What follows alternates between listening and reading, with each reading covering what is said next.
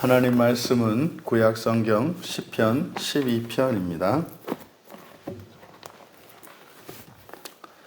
우리 같이 시편 12편 말씀을 함께 읽겠습니다. 여호와여 도우소서. 경건한 자가 끊어지며 충실한 자들이 인생 중에 없어지나이다. 그들이 이웃에게 각기 거짓을 말하며 아첨하는 입술과 두 마음으로 말하는도다. 여호와께서 모든 아첨하는 입술과 자랑하는 혀를 끊으시리니 그들이 말하기를 우리의 혀가 이기리라. 우리 입술은 우리 것이니 우리를 주관할 자 누구리요 함이로다. 여호와의 말씀에 가련한 자들의 눌림과 궁핍한 자들의 탄식으로 말미암아 내가 이제 일어나 그를 그가 원하는 안전한 지대에 두리라 하시도다.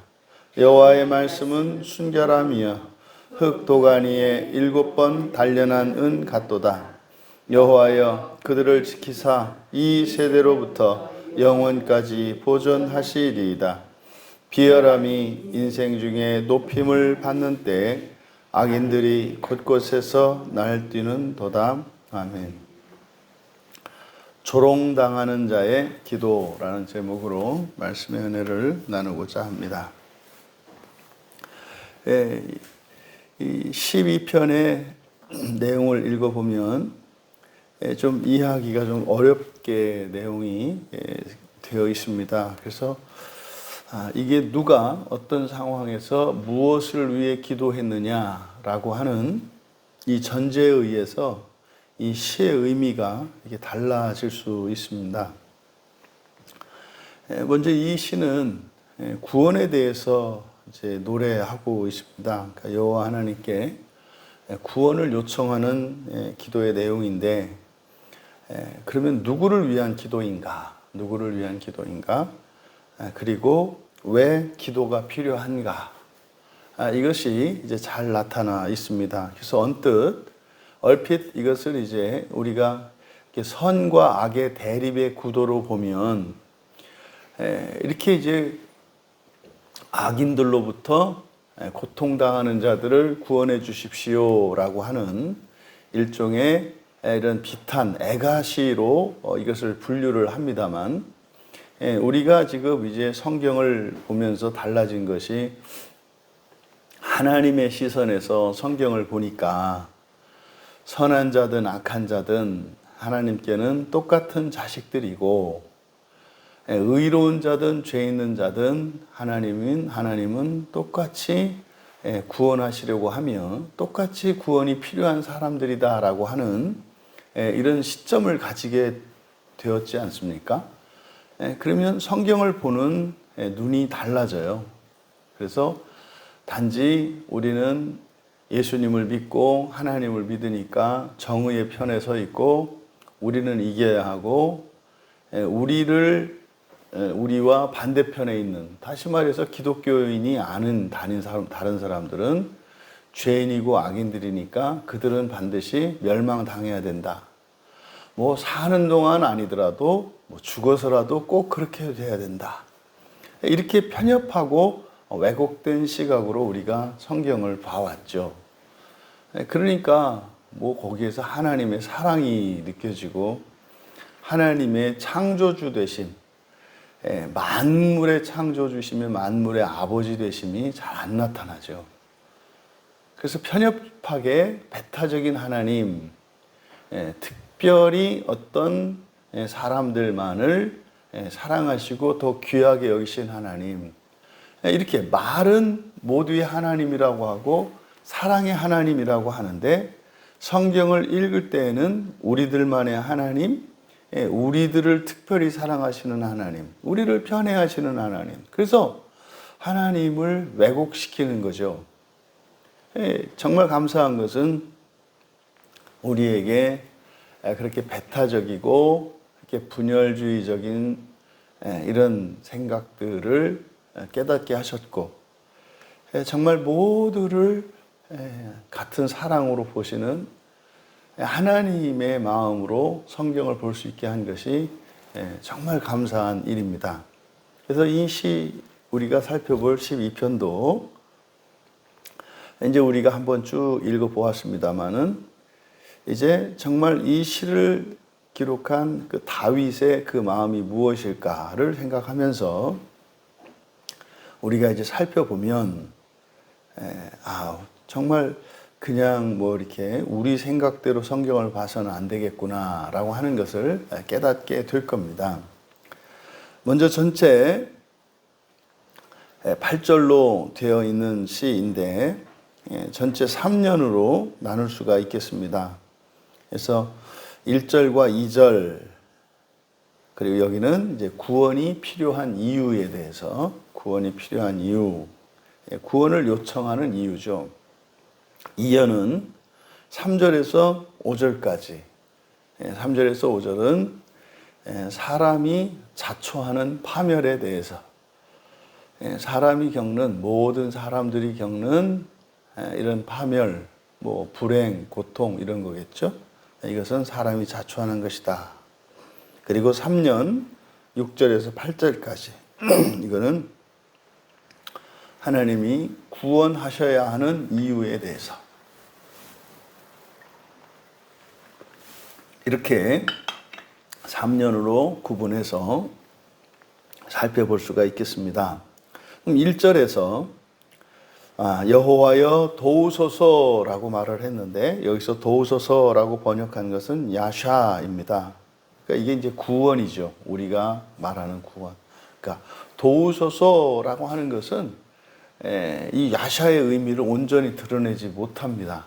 구원이라고 하는 것은 그 구원 안에는 돕는다는 의미가 있겠습니다만, 돕는 것은 절체절명의 상황에서 절대적으로 돕는 것이 있고, 뭐 좀 도와서 조금 유익이 되겠습니다만, 뭐 굳이 돕지 않아도 뭐 할 수 있는, 그러니까 좀 편리를 도모하는 것도 돕는 것이고, 절대적으로 돕는 것도 돕는 것이기 때문에 돕는다라고 하는 이 말은 이 야샤의 의미를 드러내지 못합니다. 그래서 이거는 그냥 그대로 구원하소서, 구원하소서라고 기도할 때는 그 전제가 뭡니까? 우리의 힘으로는 벗어날 수 없는 상황, 그리고 여기서 절대로 있어서는 안 되는 상황, 예외가 없는 거예요. 그러니까 반드시 벗어나야 하는 것이고, 절대적으로 우리의 힘으로는 벗어날 수 없는 상태. 우리가 예수님을 믿게 되는 것이 사실은 이 상황에 대한 자각입니다. 여기서 내가 반드시 벗어나야 한다는 것, 그리고 그런데 내 힘으로는 절대로 할 수 없다는 것, 이것을 깨달을 때 우리는 구원을 요청하게 됩니다.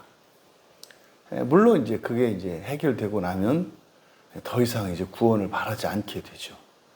그러니까 만약에 그런 식으로 살아간다면 그런 사람의 인생에는 구원이 필요한 상황이 반드시 필요한 거예요.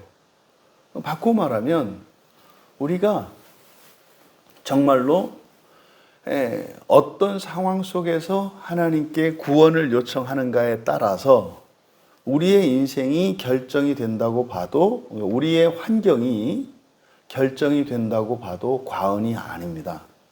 그러니까 어렵고 고통스러운 상황이 아니면 구원을 요청하지 않는다고 할 때, 그 사람에게는 인생에서 가장 중요한 것이 구원인데, 그 구원을 위해서 그 사람에게는 그렇게 고통받는 환경이 계속 있게 될 것입니다. 그러면 반대로 아무리 이 세상에서 이 세상의 모든 것을 다 가진다 할지라도 정말 구원을 요청할 수 있는 사람이라면 그런 환경은 그에게 아무런 의미가 없습니다. 그런 사람들은요, 뭐 사람들이 바라는 그렇게 부유하고 풍요로운 그런 삶을 살더라도 그것이 그 사람의 구원에 방해가 되는 것이 아니라 오히려 더 구원에 도움이 되죠. 왜냐하면 많이 가지면 가질수록 더 많은 사람들을 도와요. 그러면 그걸 돕다 보면 더 필요로 하는 더 많은 사람들을 알아가게 돼요.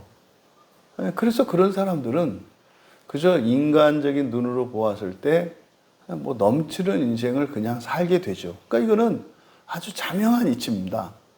그 사람의 능력과 뭐 물려받은 재산 이것과는 상관없이 우리들의 인생의 환경, 다시 말해 어떤 인생을 살아갈 것인가 하는 것은 우리의 구원에 대한 태도에 달려 있다는 것. 이것을 우리가 기억해야 합니다. 지금 사실상 이 다윗의 노래이기 때문에 다윗의 시편은 무슨 감사의 이런 기도이기보다는 고통 가운데 있어요. 근데 앞에 11편에서 우리가 이어져 오고 있기 때문에 조롱당하는 상태죠. 네가 뭐 여호와를 의지하고 네가 예수를 믿는다 그래서 그게 뭐 너한테 무슨 도움이 돼? 이렇게 무시당하고 조롱받는 상태의 다윗입니다. 근데 그 다윗이 하는 기도거든요. 도와주십시오. 그러면 당장 조롱받고 있는 이 조롱당하는 입장이니까 보통은 그럴 때 우리가 우리 자신을 위해서 기도하지 않겠습니까? 당연히 그런 거겠죠. 그런데 이제 기도의 내용을 읽어보면 그것을 초월했다는 것을 알 수가 있어요. 구원하십시오. 구원해 주십시오. 근데 보니까 이 구원이 의미하는 게 무엇인가? 뒤에 내용을 보니까 경건한 자가 끊어지고 충실한 자들이 인생 중에 없어지나이다.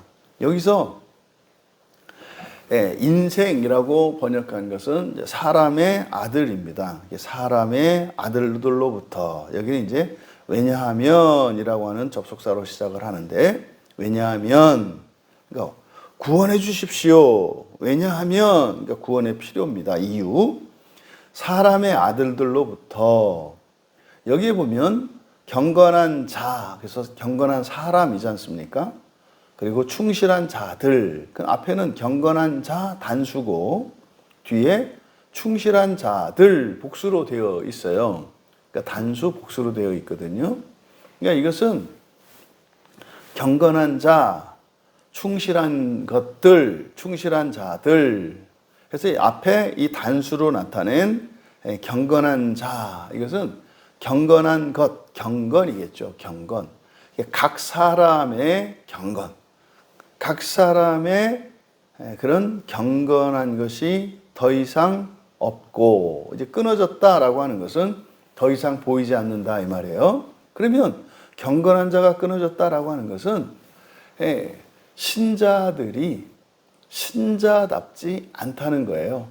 그래서 우리들로 보면 예수님을 믿고 성경을 믿는 사람들인데 예수님을 믿는 사람처럼 성경 말씀대로 살아가려고 하지 않는 것을 말합니다. 한 사람 한 사람이 우리가 하나님의 말씀대로 살려고 하는 그 마음가짐과 태도, 삶의 방식, 이게 경건이거든요. 그러니까 하나님의 아들들로부터니까 경건한 사람이 아니겠죠. 그러니까 경건한 것이 되겠죠. 사람의 아들들로부터 경건한 것이 더 이상 없고 교회는 많고 교회 다닌다는 사람은 많은데 도대체 교인 같은 사람이 없고 이런 의미죠. 그러니까 충실한 자들, 이게 믿음입니다. 믿는 자들입니다. 믿는 자들이 사라졌기 때문입니다. 다시 한번 정리하면 구원하십시오. 왜냐하면 사람의 아들들로부터 경건한 것이 더 이상 없고 믿는 자들이 사라졌기 때문입니다. 이어서 사람의 아들들이 2절에 그들이라고 되어 있습니다만 이 그들은 사람의 아들들이죠. 사람의 아들들이 이웃에게 각기 거짓을 말하고 아첨하는 입술과 두 마음으로 말한다. 여기서 지금 구약 성경에 이웃이라고 번역되어 있는 이 말은 오늘날 우리들이 사용하는 이웃으로 받아들이면 안 돼요. 여기서 그러니까 여기 지금 이웃이라고 번역한 이 말이 레아라고 하는 말인데 레아는 친구들이라는 뜻이에요. 그러니까 여기서 말하는 이웃은 최소한 우리나라를 기준으로 했을 때 뭐 한 6, 70년 이전의 이웃이라고 생각하셔야 돼요. 무슨 말이냐면 이웃이면 어떤 사이인지 아시죠? 요즘의 이웃하고 옛날의 이웃은 다르잖아요. 이웃은요, 그냥 뭐 간다, 뭐 한다, 약속 없이 그냥 아무 때나 막 드나드는 거고요. 옆집에 아무도 없어도 그냥 부엌에 들어가서 고춧가루 갖다 쓰는 거고요. 나중에 이야기를 해도 되는 거죠. 이게 이웃입니다. 그러니까 이때는 더더군다나 구약의 유대 공동체 안에서 이웃이라고 하는 것은 굉장히 친밀한 사이고 한 혈통이잖아요. 그래서 구약 성경에서 말하는 이웃 할 때 오늘날 우리들이 가지고 있는 이런 이웃의 개념으로 보면 안 된다. 그래서 이웃은 우리말로 그냥 친구라고 이해하셔야 돼요. 대충 아는 그런 친구가 아니고 아주 친한 친구. 그러면 사람의 아들들이 이웃들에게라고 되어 있는데 에게가 아니고 함께입니다. 함께. 친구들과 함께 거짓을 말하며 거짓이라고 번역한 것이 샤우인데 이 샤우는 공허, 허무 이런 겁니다. 그래서 허무한 이런 뜻이거든요. 허무한, 허무. 거짓이기보다는 허무입니다. 허무한. 그 다음에 말하며 아첨하는 입술과 이렇게 되어 있는데 사실은 여기가 번역이 좀 잘못되어 있습니다. 근데 전체적으로 시가 좀 어렵습니다. 번역하기가. 그래서 여기를 이 절을 직역한다면 사람의 아들들이 친구들과 허무한 사람을 말함입니다. 허무한 사람을 말합니다. 또 그들은 우리말 성경은 두 마음으로 이렇게 되어 있는데 두 마음이라고 하는 것은 좋은 의미가 아니에요. 그렇죠? 겉다르고 속다른 거잖아요. 근데 여기는 두 마음이라고 하면 안 되고 그대로 직역을 하면 마음과 마음으로 이렇게 되어 있거든요. 마음과 마음으로. 아첨하는 입술 밑줄 치시고 이건 아첨하는 입술이 아니고 입술의 몫입니다. 입술의 목. 그러니까 이게 지금 우리말 성경은 부드러운, 매끄러운 뭐 이런 식으로 번역을 해놓았는데 그건 맞지 않고 몫이에요. 이건 주로 우리가 받는 기업 있지 않습니까? 유산의 목. 그래서 이거를 그대로 직역을 하면 그대로 직역을 하고 의미를 생각해야 합니다. 그들은 마음과 마음으로 입술의 몫을 말할 것입니다. 지금 2절의 이 내용, 여기서 먼저 친구들과 허무한 사람을 말한다. 허무한 사람을 말한다. 이게 무슨 뜻일까? 허무한 사람을 말한다. 그러니까 친구들과 주고받는 이야기가 어떤 얘기를 하는 거예요? 사람들에 대한 얘기를 하는데 그 사람들이 어떤 사람들이다? 허무한 사람이다. 의미 없다. 쓸데없다. 헛되다. 이런 뜻이잖아요. 그럼 우리들을 한번 생각해 보세요. 여러분이 친구들과 함께 이야기를 할 때 누군가에 대해서 말하는데 그 누군가에 대해서 말하는 내용들이 다 뭐하다는 거예요? 헛되다는 얘기예요. 쓸데없다는 얘기예요. 그러니까 영양가 없는 얘기들을 누군가에 대해서 말을 하는데 그 사람의 어떤 진가, 진면목도 아니고 뭐 쓰잘데없는 거에 대해서 얘기한다는 거죠. 또 마음과 마음으로, 그러니까 히브리어에서 이제 강조하는 방식이에요. 무엇 중에 무엇. 이게 이제 최상급 표현이거든요. 그런데 이게 강조할 때는 반복을 합니다. 무엇과 무엇, 무엇에 무엇 이런 식으로. 그래서 여기서 두 마음은 우리들이 이야기하는 이중적인 그런 겉다르고 속다른 그런 의미이기보다는 뭐 진심으로 이런 뜻이죠. 마음과 마음으로. 그러니까요. 뭐 진심보다 더 강조해서 찐심 뭐 이래야 되겠죠. 찐심으로, 진짜 마음으로 이런 거죠. 그래서 아첨하는 입술이라고 번역한 것은 뭐다? 입술의 몫이라 그랬잖아요. 그러니까 입술의 몫이라니까, 그러니까 입술은 말을 의미한단 말이에요. 입에서 나오는 말. 근데 이것의 몫이니까 그저 말로 되는 것을 몫으로 잡는다 이 말이에요. 여러분, 사람의 말이 얼마나 허무하고 헛됩니까? 공언들이 얼마나 많아요. 그래서 이렇게 막 감정들을 드러내는 말들은 진짜로 의미 없는 말들이거든요. 그래서 입술의 몫이라고 하는 것은 바로 헛된 것들을 말하는 거죠. 그러니까 지금 시인이 여호와 하나님께 구원을 요청하고 있는데, 요청하는 첫 번째 이유가 뭡니까? 실질적인 이유는 하나님을 믿는 백성들에게서 하나님을 믿는 경건이 사라졌다는 거예요. 그러니까 어떤 일이 일어나요? 믿는 자들이 사라져요. 교회 다니는 사람들은 많은데 믿는 사람들이 없어요. 그 이유가 경건이 사라졌기 때문이라고 하는 거예요. 그러면은요, 어떤 일이 일어나요? 그러면 이제 사람들이 말이죠, 이제 헛된 것에, 공허한 것들에 대해서 마치 의미 있는 것처럼 마음과 마음으로, 뭐예요? 진심으로 헛된 것들이 가치가 있는 것인 것처럼, 가치가 있는 것처럼 생각하고 말하게 된다는 거예요. 그래서 구원이 필요합니다. 구원이 필요합니다.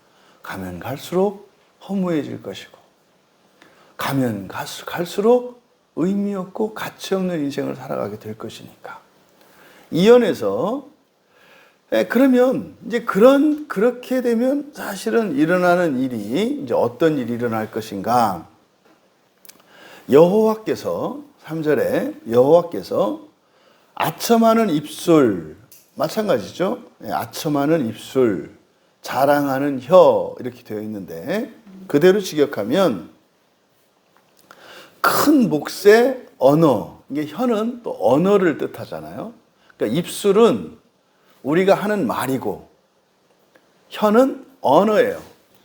그러니까 영어, 뭐 중국어, 뭐 일본어 하는 이 언어, 이것은 주로 혀로 이야기를 하고, 그러면 언어가 달라도 사람들은 어쨌든 각기 자기의 언어로 의사표시를 말을 하잖아요. 이게 입술이란 말이에요.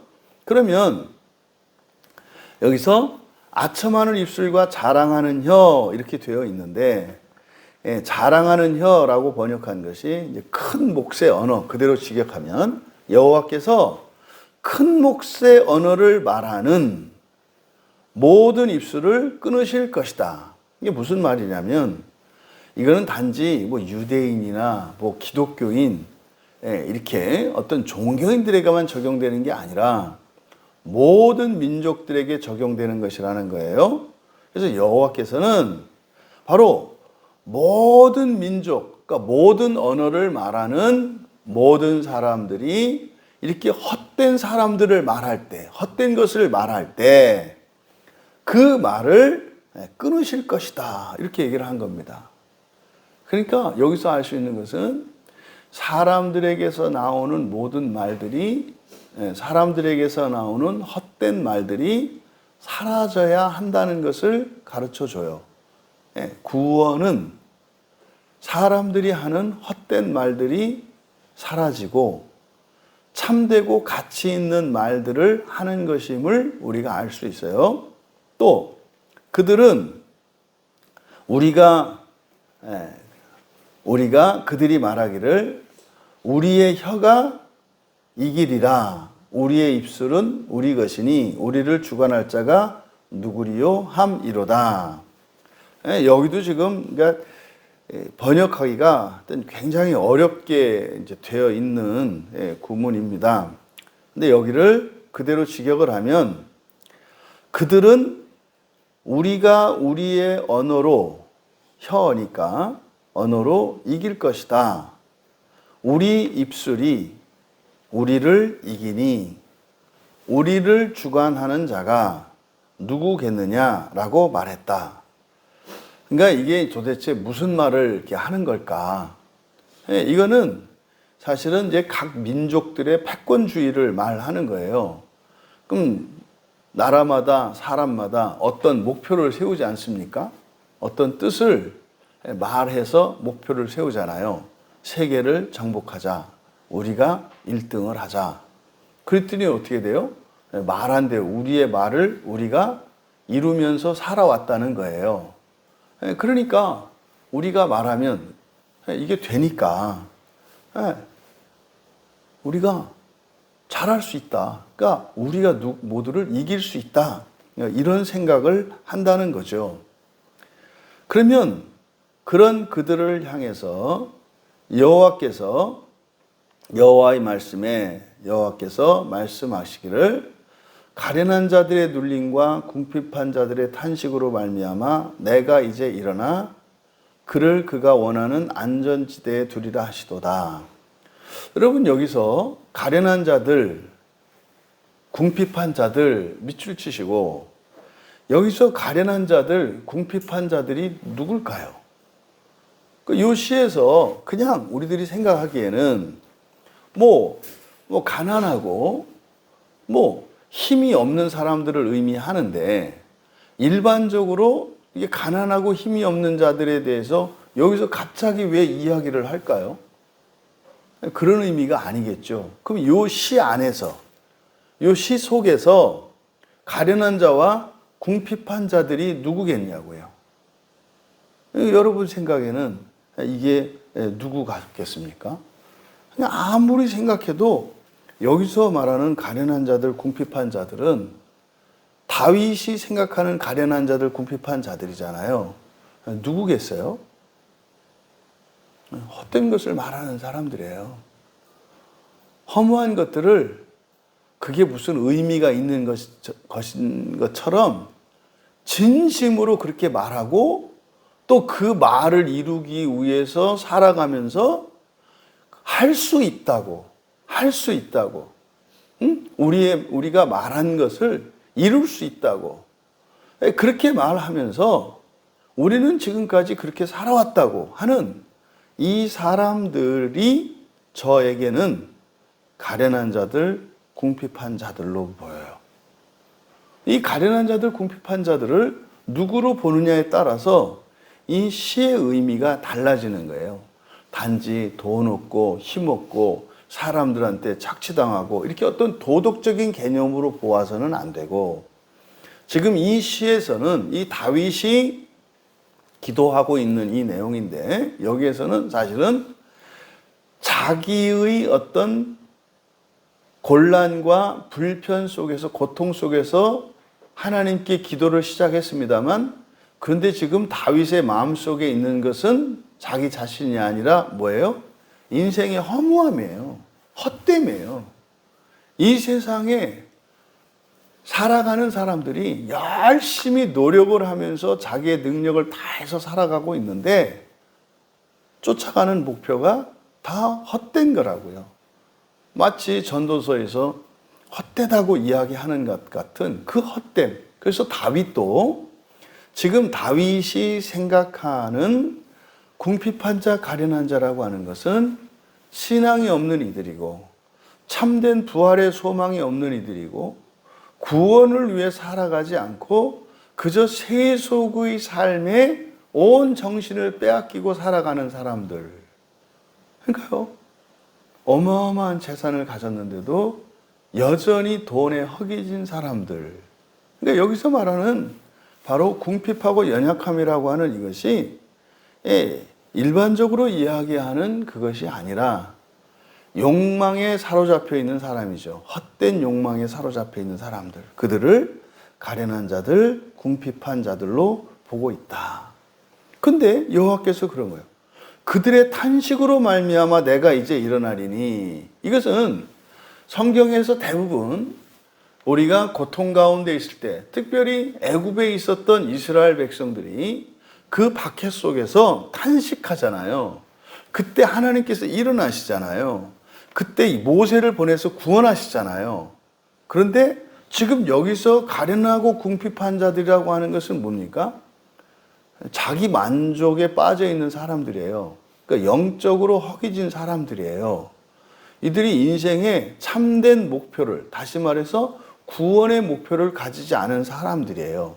그러면 그들의 탄식으로 말미암아 내가 일어나리니 그가 원하는 안전지대에 두리라.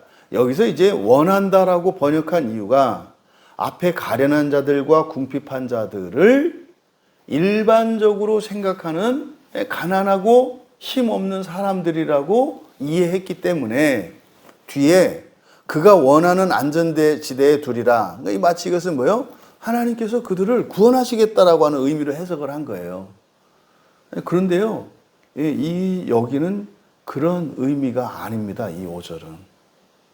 이 5절은 이 세상 가운데 일어나는 이런 불행과 고통과 인간 사이에 이런 죄악들과 죽이고 다투고 하는 그 원인에 대해서 말씀하는 거예요. 그러니까 여기서 원하다라고 번역이 되어 있습니다만 원하다가 아니고요. 이건 푸아흐라는 말인데 푸아흐는 바람을 불고 내뿜는다는 뜻이에요. 내뿜는다. 그러니까 그가 원하는 하는 이게 진정으로 원하는 게 아니라 뭐예요? 그냥 내뱉는 거예요. 의미 없이. 막 내뱉는 거. 그러니까 내뱉는 이런 뜻이죠. 그가 내뱉는 안전한 지대라고 번역한 것이 구원이에요. 그가 내뱉는 구원. 그러면요, 시인이 앞에서 우리를 구원하십시오라고 하는 그 구원과 그들이 내뱉는 구원은 완전히 달라요. 하나님이 주시려고 하는 것과 달라고 하는 게 다르다 이 말이에요. 그러면 여호와께서 일어나셔서 진정한 구원을 주시는 게 아니라 뭐 하신다는 거예요? 그들이 내뱉는 말들을 뭐 하신다? 이루어 주신다는 거예요. 그래, 네 마음대로 한번 살아봐. 너희들이 원하는 대로 한번 살아봐. 그러니까 이것은 바로 앞에 이런 어떤 패권주의에 자만심에 가득 차 있는 인간들, 이런 거짓과 오류 속에 있음에도 불구하고 그것이 마치 자랑이고 그것이 잘 되는 것인 것처럼 착각하는 그들에게 여호와께서 어떻게 하신다는 거예요? 그렇게 말하는 대로, 내뱉는 대로 살도록 두실 거라는 거예요. 여러분, 사람들이 그래요. 왜? 내가 그때 그렇게 잘못하고 엉뚱한 생각을 했는데 하나님 왜 안 고쳐주셨어요? 앞으로도 안 고쳐주세요. 그냥 우리가 내뱉는 말을 하나님께서 아야 그건 틀렸으니까 내가 알아서 이렇게 해줄게 이렇게 하지 않으신다고요. 왜요? 안 듣거든요. 안 듣거든요. 그러니까 말입니다. 우리가 바른 생각을 하고 바른 기준을 갖고 바른 말을 하는 것은 사실은 우리 인생을 결정해요. 왜요? 하나님께서 이루어 주시니까. 그러니까 우리가 인생을 살아가면서 그래서 내가 원하는 대로 살게 해주셨어요. 그랬더니 원하는 인생이 아니에요. 그때 가서 그러죠. 그때 가서 이제 온팡 하나님한테 뒤집어 씌우죠. 하나님이 이렇게 하셨잖아요. 거기에 대해서 하나님이 뭐라고 말씀하시는 거예요? 네가 원하는 거였잖아. 내가 이뤘지. 그런데 내가 원하는 것을 내가 이뤘잖아. 기억하셔야 합니다. 여러분들이 하나님은 전능하신 분이고 선하신 분이시니까 내가 막 살아도 하나님이 나를 어떻게 잘 해주실 거다. 그냥 뭐 내 뜻대로 한번 살아보자. 물론 종말론적으로는 모든 것을 바로 잡으세요. 하지만 우리가 인생을 살아가는 동안은 스스로 화를 자초할 수 있다는 것을 기억해야 한다. 사실은 방식은 어떻겠습니까? 우리가 악한 것을 말할 때, 어리석은 것을 말할 때 하나님이 그 악한 것을 이루어 주시겠습니까? 그 어리석은 것을 말해 주시겠습니까? 그것은 하나님이 은혜를 거두심으로써 이런 마귀와 귀신들이 달라붙어서 인생을 꺾어버리도록 허용하시는 거잖아요. 그것은 하나님이 소극적으로 하시는 방식인 거죠.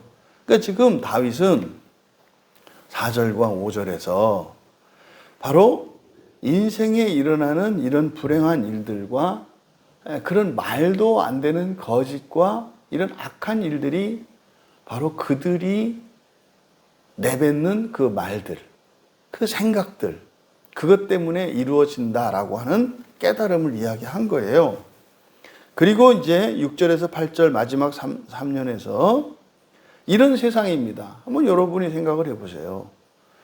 이 세상에 신자들이 사라져요. 그 이유가 뭐예요?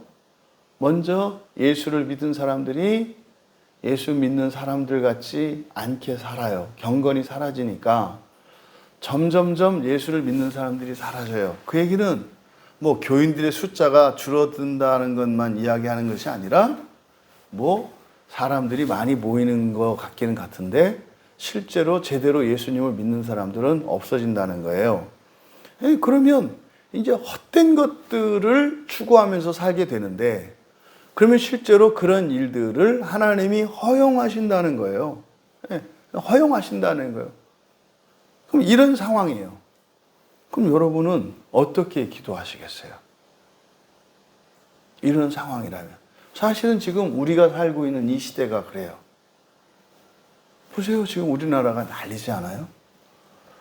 학부모들이 세상에 존경하고 감사해도 모자라는 선생님들을 갖다가 세상에 무슨 하녀, 하인 다루듯이 막 하고 정말 그림자도 함부로 밟으면 안 되는 학생이라는 이 제자라는 녀석들은 선생님들을 조롱하고 무시하고 심지어는 폭력을 가하기도 하는 이런 세상. 그게 또 옳다고 하는 세상. 어떻게 이런 세상이 일어났어요? 하나님이 그냥 두신다는 거예요. 그래, 너희들이 원하는 게 이런 거야? 한번 살아봐. 정말 그게 좋은 것인가? 이런다는 거잖아요. 그러면 이런 시대 앞에서 여러분들은 어떤 기도를 하겠냐 이 말이에요. 주여 불을 내려서 이 시대를 태우소서 이렇게 기도하시겠습니까? 아니면 어떻게 기도하시겠냐는 거예요. 사실은 그 고통을 받고 있어요. 또 내가. 가해자들이야. 그럼 어떻게 기도를 하겠냐고요. 그러니까 이거는요. 어떤 개인적인 문제가 아니라 시대적인 악이고 이 세상의 악이라고 하는 것을 다윗은 깨달은 거예요. 그래서 구원은 오직 6절에서 여호와의 말씀은 순결하며 흙 도가니에 7번 단련한 은 같도다. 이 여호와의 말씀은 앞에서 이야기한 입술과 혀에 대조되는 거죠. 사람의 말, 사람의 언어는 전부 뭡니까? 헛된 거예요. 허무한 거예요. 오히려 그것 때문에 이 세상이 악하고 타락하고 파멸해요. 그래서 구원은 오직 여호와의 말씀에 있다는 거죠. 여호와의 말씀은 순결하며 단련한 순전한 은 같도다. 그리고 이제 7절과 8절에서 여호와 7절에 지금 우리말 성경은 여호와여 이렇게 되어 있으면 여기에 빠져 있는 게 아타가 빠져 있어요. 여호와 당신께서는 강조하는 거예요. 여호와여 이렇게 부르는 게 아니라 2인칭 주어로 쓰이고 있고 강조하고 있는 거예요. 여호와 당신께서는 이런 거예요. 이것은 지금 다윗의 신앙이에요. 믿음입니다. 여호와 당신께서는 이렇게 하실 것입니다. 이게 무슨 말이죠? 소망이 없어요. 하나님밖에 소망이 없어요. 그래서 여호와 당신께서는 그들을 지켜주실 것이고 이 세대로부터 영원까지 보존하실 것입니다. 그러니까요, 답이 없어요. 답이 없어요. 그러니까 오직 여호와만이, 여호와의 말씀만이 유일한 소망인 거예요. 그래서 8절에서 비열함이 인생 중에 높임 받을 때는 악인들이 곳곳에서 날뛰는도다. 여기 그대로 직역하면 비열함은 좀 맞지 않고요. 비루함입니다. 비루함. 그러니까요, 천박하고 초라한 것들이에요. 비루한 것이 사람의 아들들에게 높임을 받을 때, 지금 이 시대, 우리가 살고 있는 시대는 자기가 원하는 것을 위해서 수단 방법 가리지 않고 거짓도 불법도 양심도 양심에 반하는 것도 마다하지 않고 그저 너 원하는 것을 다 가져라. 이게 시대 정신이잖아요. 이걸 비루한 것이라고 한 겁니다. 이런 것들이 사람들의 아들들에게 높임을 받을 때 딱 지금 우리 시대거든요. 도덕도 법도 양심도 상식도 심지어는 신앙도 다 사라졌어요. 이게 비루한 것이 사람들의 아들들에게 높임을 받을 때예요. 악인들이 사방에서 오가게 될 것입니다. 지금 조롱당하는 다윗이 이 세상에 소망이 없음을 발견하고 오직 여호와 하나님만이 우리를 구원하실 수 있는 유일한 분이신 것을 고백하면서 하나님이 우리를 긍휼히 여겨주시도록 기도하고 있습니다. 그런데 구하는 것은 뭐예요? 하나님, 정말 세상이 이대로라면 점점점 악인들이 사방에서 오가게 될 것입니다. 지금도 너무나 고통스러운데 점점점 더 악해질 것입니다. 우리를 구원하소서. 절대적인 절망 속에서 하나님께 구원이 있음을 고백하고 있습니다. 그런데 이 구원의 기도는 확신에 찬 기도이거나 열렬한 기도가 아닙니다. 이것은 마치 이제 한숨을 남겨놓고 있는 죽어가는 자의 기도와 같습니다. 이것이 조롱당하는 자의 기도입니다.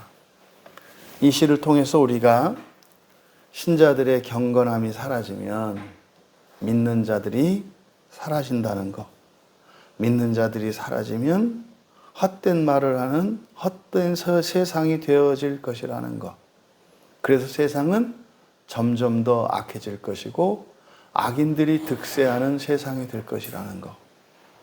이 상황에서조차 다윗은 구원의 소망을 내려놓지 않았어요. 왜요? 하나님의 말씀 때문에. 하나님의 말씀이 뭐라고요? 성령이시라고요. 여러분, 그래서 이 시대가 성령의 시대인 것 같습니다. 교회도 구원의 능력을 잃었고 믿는 자들도 보기 힘든 이 시대, 우리들이 그래서 정말 이제 죽어가는 마음으로 성령을 의지하지 않을 수가 없어요. 조롱당하고 있지만 세상을 위해서 기도하지 않을 수 없는, 그것은 이 세상이 절대적인 절망 가운데 있다는 것을 알았기 때문입니다. 여러분, 우리의 어려움과 필요가 있습니다. 조롱당할 수도 있습니다. 하지만 소망 없는 이 세상을 위해서 기도하며 살아갈 수 있는 우리 모두가 되기를, 또 그렇게 소망을 잃어버리지 않을 수 있는 이유가 이 성경이 있기 때문이라는 것을, 그 말씀은 절대적으로 불변하며 반드시 구원하는 성령의 능력이라는 것을 믿고 우리 개인적인 어려움과 필요, 고통 중에 있을지라도 이 세상을 위하여 기도하는 이 조롱받는 자의 그 기도가 이 세상의 소망이 된다는 것을 기억하시고 개인적인 어려움 속에서도 시대와 인류 전체를 위하여 기도하며 살아갈 수 있는 우리들이 되기를 주님의 이름으로 축원합니다. 존귀하신 하나님, 정작 시인 자신이 조롱당하며 고통 중에 있으면서도 이 세상의 구원을 위하여 기도한 이 시편을 함께 살펴보았습니다. 어쩌면 이것이 주님의 마음이시고 십자가에 달리셔서 저희들의 죄를 용서하여 주시기를 기도하셨던 우리 주님의 마음인 듯 합니다. 때로는 저희들의 아픔과 궁핍과 힘듦으로 인하여 이 세상의 구원에 대한 사명을 가지고 있는 거룩한 공적인 신자인 것을 잊지 않게 하여 주셔서 저희들 자신의 필요를 통하여 또한 세상을 위해서도 기도하며 살아갈 수 있는 경건한 신자들 다 되게 하옵소서. 감사하며 예수님의 이름으로 기도하옵나이다.